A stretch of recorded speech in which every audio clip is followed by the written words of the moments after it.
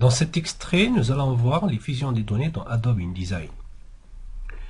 Les fusions des données, comme leur nom l'indique, donc c'est une fusion de données provenant d'une source externe, comme Excel.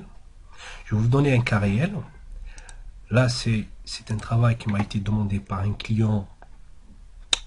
Le travail consiste en la réalisation d'une série de cartes de visite pour le client, lui et son équipe.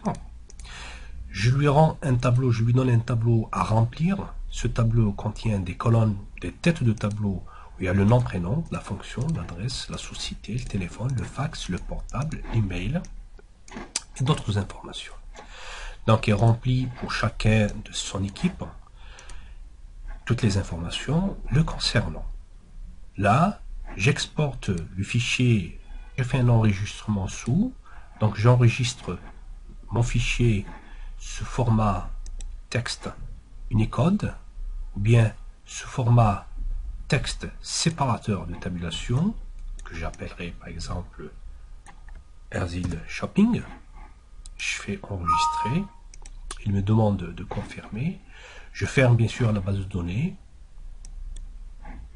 je reviens sur InDesign, j'appelle une palette qu'on appelle fusion de données.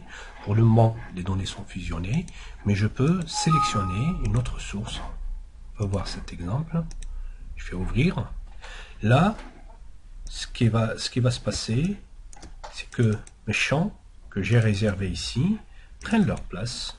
Si vous remarquez, nom, prénom est là, la fonction, la société, l'adresse de la société ou de l'annexe, et toutes les autres informations, comme le téléphone, le fax, le portable, l'email et le site web.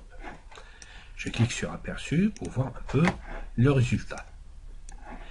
Je fais passer, vous allez voir que tout change, sauf bien sûr ma mise en page.